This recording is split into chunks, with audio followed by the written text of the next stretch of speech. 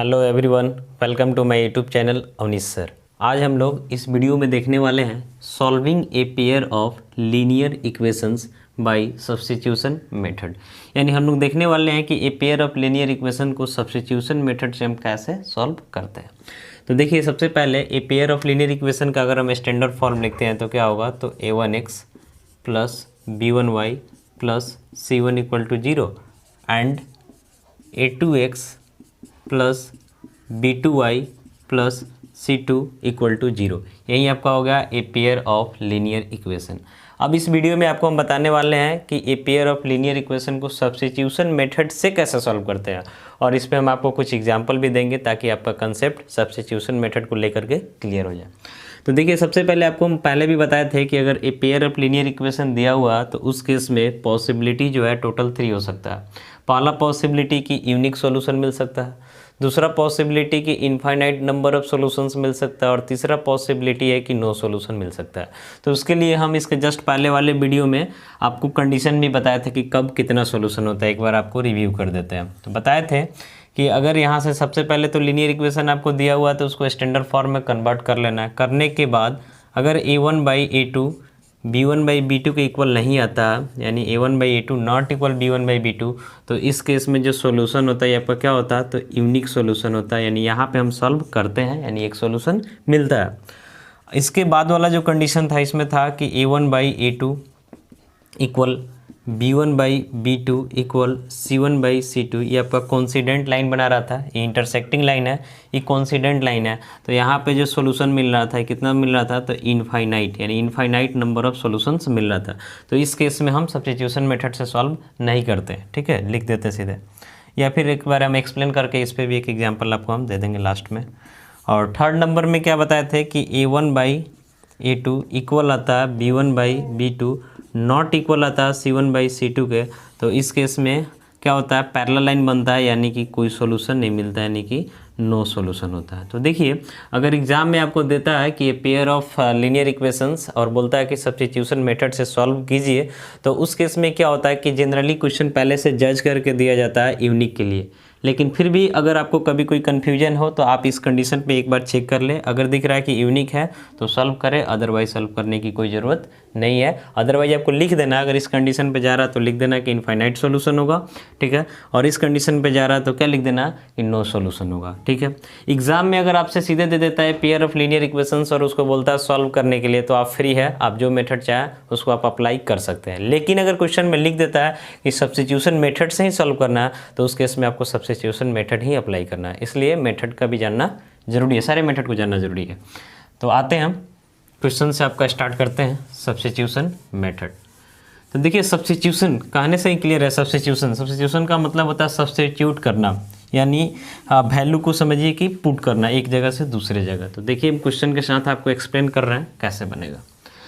देखिए, क्वेश्चन है आपका, solve the following pair of linear equations by substitution method. First number question है, इसमें दिया हुआ x + y = 14 and x - y = 4। इसको हमको सब्स्टिट्यूशन मेथड से सॉल्व करना है। तो सबसे पहले यहाँ पे लिखेंगे सॉल्यूशन, लिखेंगे given a pair of linear equations, A pair of linear equations, ठीक है। दिया हुआ क्या है, तो पहले दिया हुआ कि x + y = 14 है, इसको इक्वेशन फर्स्ट मान लेते हैं, एंड फिर दिया हुआ x - y = 4 है, इसको इक्वेशन सेकंड मान लेते हैं। अब क्या करना है कि इक्वेशन फर्स्ट या सेकंड दोनों में किसी एक इक्वेशन को आपको ले लेना है। जैसे मान लेते हैं हम 1 को ही ले लेते हैं, लिखेंगे फ्रॉम 1। तो 1 में क्या है, तो x + y = 14 है। अब इसमें क्या करना है, किसी एक वेरिएबल को रख लेना है दूसरे वेरिएबल के फॉर्म में। हम मान लेते हैं y को रख रहे हैं, तो y = क्या हो जाएगा 14, ये +6 है तो इधर आएगा तो -6, यानी इक्वेशन फर्स्ट से y के वैल्यू क्या मिला, तो 14 - x मिला। अब देख रहे हैं कि इक्वेशन फर्स्ट से हम y के वैल्यू निकाले हैं, तो इक्वेशन फर्स्ट में इस y के वैल्यू को पुट नहीं करेंगे, यानी सब्स्टिट्यूट नहीं करेंगे। क्यों नहीं करेंगे, क्योंकि इक्वेशन फर्स्ट से ही वैल्यू निकला है। अगर फर्स्ट में ही इसको डाल दीजिएगा तो वेरिएबल कट जाएगा, और उसके बाद आपका ही देखिए ना, जैसे यहाँ पे सोचिए कि y की जगह 14 - x डालिएगा तो इधर से x कट जाएगा, यानी 14 = 14, सॉल्व नहीं कर पाइएगा। तो ध्यान रखना है कि पहली बार में जिस इक्वेशन से आप वेरिएबल को निकाल रहे हैं यानी y या फिर x जिसको भी निकाल रहे हैं उसको उसी इक्वेशन में पुट नहीं करना, दूसरे में पुट करना। यानी मेरे कहने का मतलब है कि y के वैल्यू जैसे इक्वेशन फर्स्ट से निकालें तो इसको फर्स्ट में पुट नहीं करेंगे, किस में पुट करेंगे, तो सेकेंड में पुट करेंगे। तो लिखेंगे यहाँ से putting the value of y in equation second, यानी इक्वेशन सेकेंड में y का वैल्यू पुट कर रहे हैं। तो इक्वेशन सेकेंड क्या है, तो x minus y equal to 4 है, तो यहाँ से हो जाएगा x माइनस वाई की जगह पे आ जाएगा 14 माइनस 6 इक्वल टू क्या हो जाएगा, तो 4। तो यहाँ से लिखेंगे x माइनस प्लस माइनस 14, फिर यहाँ minus minus plus x equal to क्या हो जाएगा, 4 हो जाएगा। तो हो जाएगा x ऐड होगा तो 2x माइनस 14 इक्वल टू 4, यानी यहाँ से लिख सकते हैं 2x इक्वल टू 4, माइनस 14 इधर आएगा तो प्लस 14, तो 2x इक्वल टू क्या हो जाएगा, तो आपका 18 हो जाएगा। यानी x इक्वल टू 18/2 यानी कितना हो जाएगा, तो 9 हो जाएगा। x का वैल्यू 9 मिल गया। अब जब x का वैल्यू 9 मिल गया तो y का वैल्यू आपको फाइंड करना है। तो y का वैल्यू फाइंड आउट करने के लिए आप फ्री है, आप चाहें तो यहाँ भी पुट कर सकते हैं x का वैल्यू, तो y मिल जाएगा। यहाँ भी x पुट कीजिएगा y मिल जाएगा, यहाँ भी पुट कीजिएगा y मिल जाएगा। यहाँ के बाद अब कोई कन्फ्यूजन नहीं, आप जहाँ पर चाहें पुट कर सकते हैं। तो यहीं पर हम रख देते हैं, ज़्यादा आसान है। आप इसको चाहें तो इक्वेशन थर्ड की तरह भी मान सकते हैं कि इक्वेशन क्या है, थर्ड। तो लिखेंगे अब आगे कि फ्रॉम थर्ड, तो थर्ड में आपका क्या है, तो y इक्वल टू है 14 माइनस 6, तो हो जाएगा y इक्वल टू 14 और x की जगह क्या है, तो 9 है, यानी y इक्वल टू कितना हो जाएगा, तो 5 हो जाएगा। लास्ट में आप एक साथ लिख दीजिए कि दज x equal to 9 and y equal to 5, यही आपका आंसर हो जाएगा। इसको सब्स्टिट्यूशन मेथड क्यों बोले हैं, क्योंकि एक इक्वेशन से जो वेरिएबल का वैल्यू फाइंड आउट कर रहे हैं दूसरे वेरिएबल के टर्म में, उसको दूसरे में सब्स्टिट्यूट कर रहे हैं, यानी कि पुट कर रहे हैं। फिर यहाँ x निकल गया तो इसको देख रहे हैं, यहाँ पे सब्स्टिट्यूट किया है यानी पुट किया है, तो हमको क्या मिल गया, y मिल गया। इसलिए इसको हम सब्स्टिट्यूशन मेथड के नाम से जानते हैं। तो पहला एग्जाम्पल आपका क्लियर हुआ। चलिए आते हैं सेकंड नंबर एग्जाम्पल में। तो वेरिएबल का जहाँ तक बात है, तो वेरिएबल आपको इसमें कुछ भी दे सकता है, एक्स वाई भी दे सकता है, यू भी दे सकता है, एम एन भी दे सकता है, एस टी भी दे सकता है। वो क्वेश्चन पर डिपेंड करता है, उससे हमको कोई मतलब नहीं है, जो दिया हुआ उसको हमको सॉल्व करना। जैसा कि देखिए सेकंड क्वेश्चन में जो वेरिएबल आपका क्या दिया हुआ है, एस और टी दिया हुआ। तो आते हैं सेकेंड क्वेश्चन में। तो लिखेंगे सबसे पहले सेकेंड क्वेश्चन में solution given a pair of linear equations दिया हुआ क्या है पहला, तो पहला s minus t equal to 3, इसको इक्वेशन फर्स्ट मान लीजिए। एंड जो दूसरा है ये आपका दिया हुआ s/3 plus t/2 equal to 6। तो ये स्टैंडर्ड फॉर्म में नहीं है, तो पहले हम इसको स्टैंडर्ड फॉर्म में बना लेते हैं। तो क्या लिखेंगे, तो यहाँ से 3 और 2 का एलसीएम 6 हो जाएगा। 6 में 3 से डिवाइड कीजिए 2 से यहाँ मल्टीप्लाई कर दीजिए तो 2s प्लस, फिर 6 में 2 से डिवाइड कीजिए 3 से यहाँ मल्टीप्लाई कर दीजिए तो 3t इक्वल टू क्या हो जाएगा, 6/1 कर सकते हैं। तो यहाँ से हमको मिल जाएगा 2s plus 3t equal to 6 से क्या हो जाएगा, तो 36। अब इसको हम इक्वेशन सेकंड मानेंगे। तो आपको इक्वेशन फर्स्ट में मिल गया, इक्वेशन सेकंड में मिल गया। अब क्या बोल रहे हैं कि आप दोनों में किसी एक को लीजिए और तब एक वेरिएबल को दूसरे वेरिएबल के टर्म में लिखिए। तो ज़्यादा आसान है इक्वेशन फर्स्ट को ही लेना, तो इसी को लेते हैं फ्रॉम 1। तो 1 में क्या है, तो s minus t equal to 3 है, तो इसको हम लिख सकते हैं s equal to minus t, इधर आके प्लस टी या प्लस क्या हो जाएगा 3। ठीक है, आप इधर चाहें s या t जो चाहे उसको आप रख सकते हैं। अब आपको क्या बताएं कि s का वैल्यू इक्वेशन फर्स्ट से निकालें तो फर्स्ट में पुट नहीं करना है, किस में पुट करना है, सेकंड में। अगर सेकंड से निकाले होते तो कहाँ पुट करते, तो फर्स्ट में पहली बार। तो लिखेंगे यहाँ से putting the value of s in equation second we get. Equation second में इस वैल्यू को पुट करते हैं, तो इक्वेशन सेकेंड क्या है, तो 2s plus 3t equal to 36। तो सबसे पहले यहाँ लिखेंगे 2, इस के जगह पे क्या आ जाएगा, तो t plus 3 plus 3t equal to हो जाएगा 36। तो मल्टीप्लाई कर दीजिएगा तो 2t प्लस 2 3 जा 6 प्लस 3t इक्वल टू हो जाएगा 36। तो 2t और 3t ऐड कीजिएगा तो क्या हो जाएगा 5t प्लस 6 इक्वल टू हो जाएगा 36। तो यहाँ से लिखेंगे 5t इक्वल टू 36 प्लस 6 इधर आके -6, यानी 30 हो जाएगा। तो t इक्वल टू 30/5 यानी कितना हो जाएगा, तो 6 हो जाएगा। t का वैल्यू आपको क्या मिला, तो 6 मिला।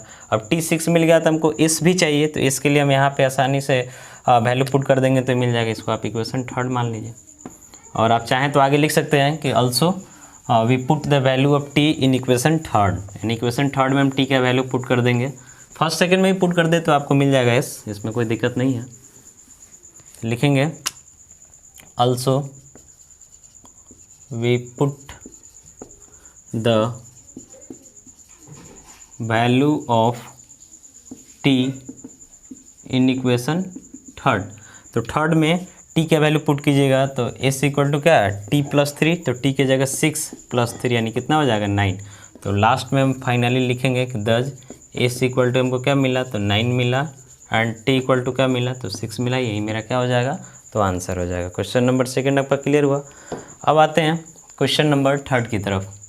क्वेश्चन नंबर थर्ड में आपसे बोल रहा कि जो पेयर ऑफ लीनियर इक्वेशन दिया हुआ है क्या, 0.2x प्लस 0.3y इक्वल है 1.3, और एक और दिया हुआ 0.4x plus 0.5y equal to 2.3।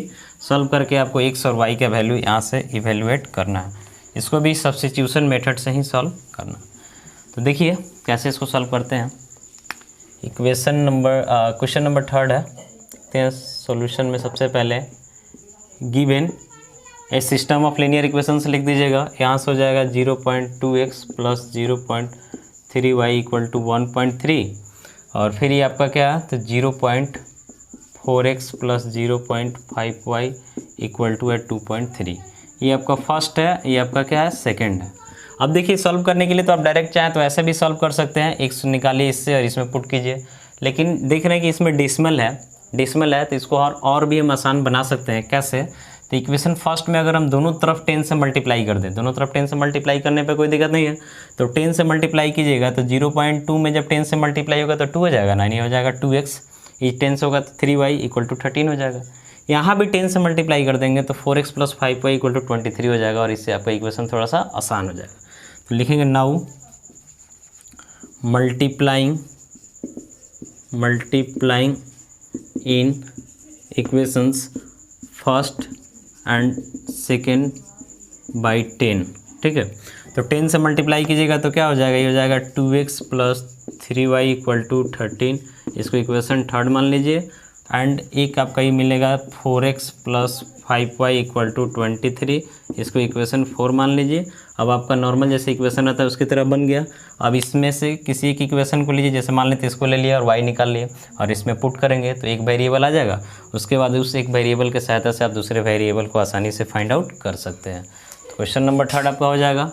आते हैं क्वेश्चन नंबर 4 की तरफ। क्वेश्चन नंबर 4 जो है क्या बोल रहा है, square root of 2x plus square root of 3y equal 0 है। फिर दिया हुआ है square root of 3x minus square root of 8y equal to 0 है। सॉल्व करके आपको x और y का वैल्यू फाइंड आउट करना है।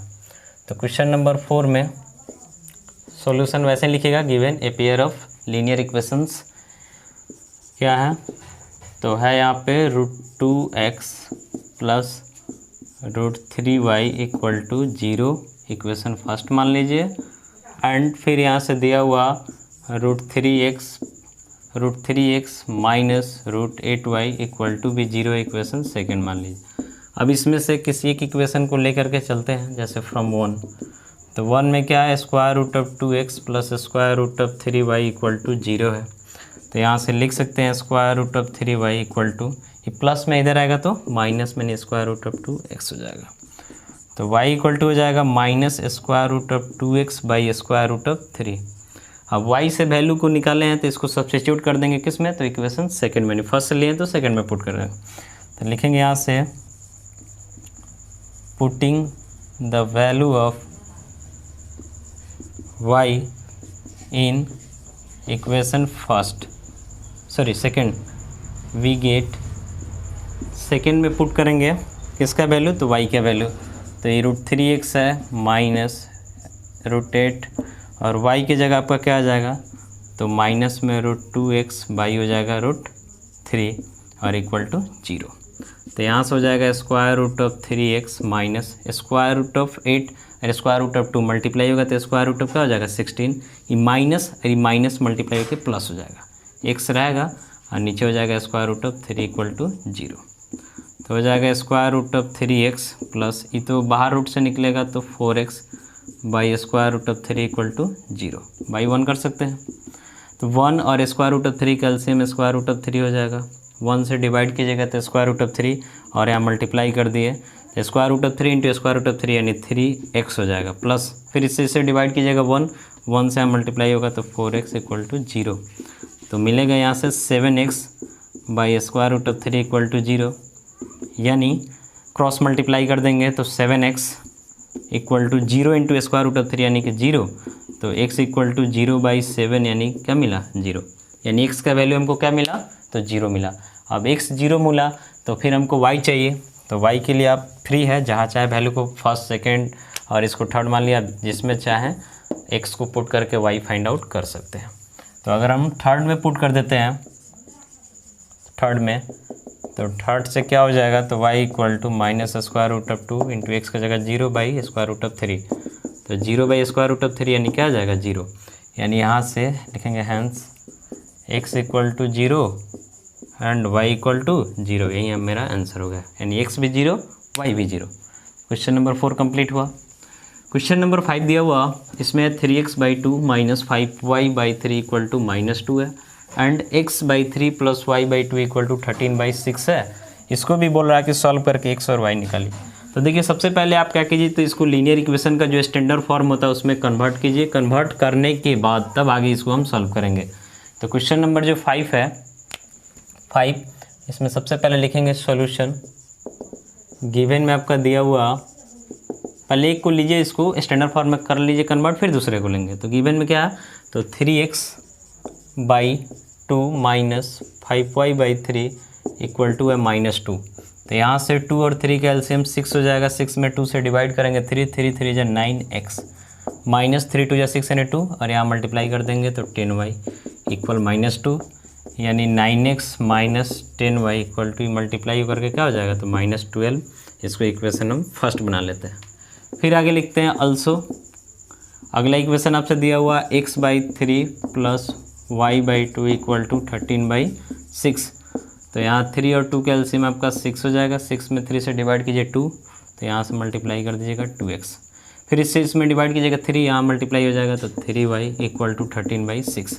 दोनों का डिनोमिनेटर सेम है यानी कट जाएगा, तो यहाँ से मिलेगा हमको 2x plus 3y equal to 13 equation second. अब आपका जैसे नॉर्मल इक्वेशन होता है वैसे बन गया। अब किसी एक इक्वेशन को लीजिए, किसी एक वेरिएबल को निकाल करके दूसरी इक्वेशन में पुट कीजिए, इसके बाद एक वेरिएबल आ जाएगा, फिर उस एक वेरिएबल के सहायता से दूसरा वेरिएबल आ जाएगा, यानी दोनों को आप सॉल्व करके x और y के वैल्यू फाइंड आउट कर सकते हैं। क्वेश्चन नंबर 6 जो है, इसमें आपका दिया हुआ 3x minus y equal to 3 है, और दूसरा इक्वेशन जो इसमें दिया हुआ 9x minus 3y equal to 9 है, और बोल रहा है इसको सॉल्व कीजिए। तो देख रहे हैं यहाँ पे, थोड़ा सा ध्यान दीजिएगा इसमें। पहले तो हम लिख लेते हैं गिवन क्या दिया हुआ, तो 3x minus y equal to 3 दिया हुआ equation first, and 9x minus 3y equal to 9 दिया हुआ इक्वेशन सेकेंड। मान लेते हैं हम 1 को लेकर के चलते हैं, लिखेंगे from 1 3x minus y equal to 3, तो 3x प्लस 3 इधर आएगा तो -3, माइनस y इधर आएगा तो प्लस में y, यानी y का वैल्यू क्या मिला तो 3x माइनस 3 मिला।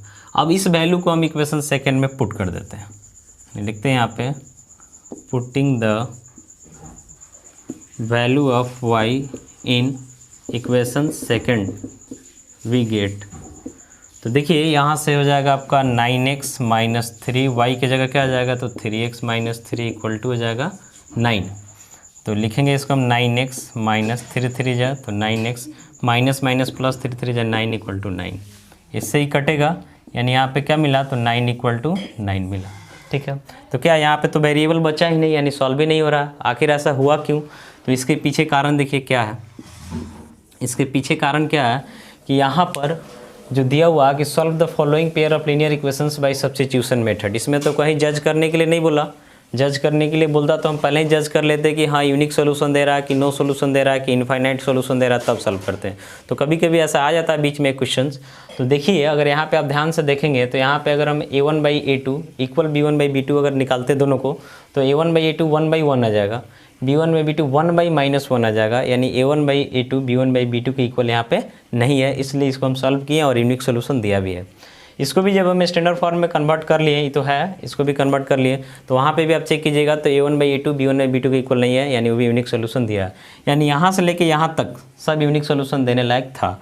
लेकिन इसमें अगर हम देखते हैं a1/a2 तो a1/a2 यानी 3/9 कटेगा तो 1/3, b1/b2 कीजिएगा तो -1/-3 यानी भी 1/ क्या आ जाएगा तो 3, और c1/c2 कीजिएगा तो इसको -3 करके इक्वल 0 कर देंगे, इधर भी -9 इक्वल करके 0, तो c1/c2 में -3/-9 यानी 1/3, यानी यहाँ पे a1/a2 इक्वल b1/b2 इक्वल है c1/c2 के, जो कि केस है किसका तो कोइंसिडेंट लाइन का, यानी कि जहाँ पे इनफाइनाइट नंबर ऑफ सॉल्यूशंस मिलता है, इसलिए इसको हम सॉल्व नहीं कर पा रहे हैं। तो ध्यान रखना है कि जब यूनिक सोल्यूशन होता है तभी हम उसको सॉल्व कर पाते हैं। आपको कंडीशन पता है, आप कंडीशन से चेक करें और देन सॉल्व करें।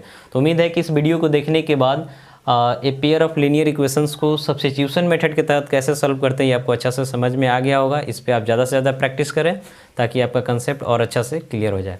यदि आपको मेरा वीडियो अच्छा लगा तो लाइक कर दें, कमेंट करें, पॉसिबल हो तो शेयर भी करें, और नए हैं तो चैनल को सब्सक्राइब करके बेल आइकन को प्रेस कर लें ताकि हम जो भी वीडियोज़ डालें उसका अपडेट आपको मिल सके। मिलते हैं नेक्स्ट वीडियो में। Thank you.